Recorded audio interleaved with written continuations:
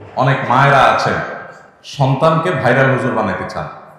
আমার সাধারণ শিক্ষিত ভাইরা যারা আছেন, পর্দার আড়াল থেকে যে সমস্ত মা বোনরা শুনছেন, আপনাদেরকেও বলছি, ছেলেকে মাদ্রাসায় ভর্তি করে আলেম বানাবেন কেন?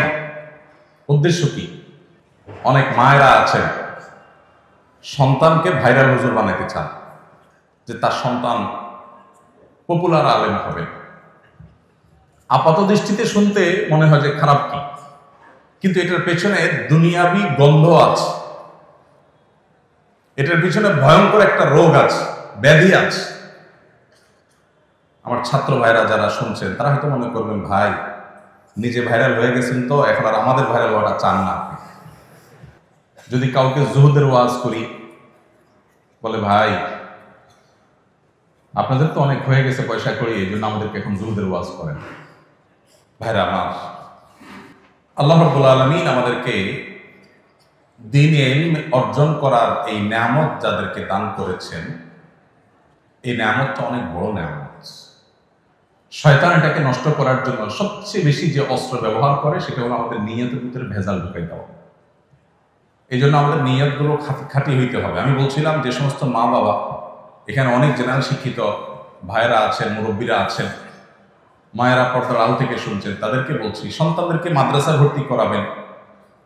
আপনার উদ্দেশ্য হবে যে আপনার সন্তান মাদ্রাসায় কোরআন এবং হাদিস শিখে সে খাঁটি মুসলমান হবে, মুত্তাকি হবে, আল্লাহ ওয়ালা হবে, পরহেজগার হবে, আল্লাহকে চিনতে পারবে, এবং সে যা শিখবে জানবে সেটা দাওয়াত মানুষকে দিবে। মাশহুর হওয়া, প্রসিদ্ধ হওয়া, পপুলার হওয়া, জনপ্রিয় হওয়া, জনপরিচিত হওয়া এটা জরুরি না। আল্লাহ সুবহানাহু ওয়া তাআলা কাউকে দিয়ে যদি মুসলিম মিল্লাতের খেদমত নিতে চান, তার মাশহুর হওয়া জরুরি না। হাজার লাখো অগণিত মাশহুর হওয়া ছাড়া দুনিয়াতে দ্বীনের খেদমত মাশহুরদের চাইতে অনেক বেশি করে গেছেন। আল্লাহর কাছে মাকবুল অনেক বেশি আছে।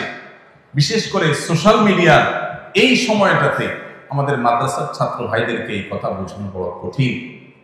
আমার যদি সুযোগ থাকতো, একজন একজন করে তালেব ইলমকে ধরে আমি বোঝাতাম যে আল্লাহর ওয়াস্তে এই জনপরিচিতির যে ব্যাধি, বিশেষ করে এটার খাহেশ, এটার যে স্বপ্ন, এটার যে শখ, এটা ওয়াল্লাহি আমাদের নিয়তগুলোকে ধ্বংস করে দেয়, আমাদের মধ্যে বদনিয়তি ঢুকায় দেয়, আমাদের উদ্দেশ্যের মধ্যে ভেজাল ঢুকায় দেয়, এবং উদ্দেশ্য যখন ভেজাল হয়ে যায়, কর্ম বা আমলও ভেজালযুক্ত হয়ে যায়।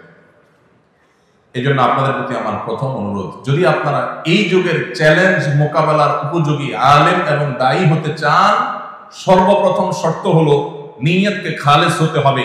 আমি এই ইলম দিয়ে মানুষের কাছে বাহবা পাওয়া, মানুষের সামনে যাওয়া, মানুষ আমাকে শুনবে, অনুসরণ করবে, এগুলো আমার মাকসাদ হবে না। আমার মাকসাদ হবে আমি নিজে ভালো মানুষ হব, ভালো মুসলিম হব, ভালো মুত্তাকি হব, ভালো আল্লাহ ওয়ালা হব, আল্লাহর সাথে তাআল্লুক হবে, কোরআন হাদিসের জ্ঞান আমার অর্জন হবে, সেই জ্ঞান দ্বারা নিজেকে সাজাবো, সমাজের মানুষের উপকার নিয়ে আমি ভাববো, চিন্তা করব, অন্যদেরকে দাওয়াত দিব। এটা আমার উদ্দেশ্য।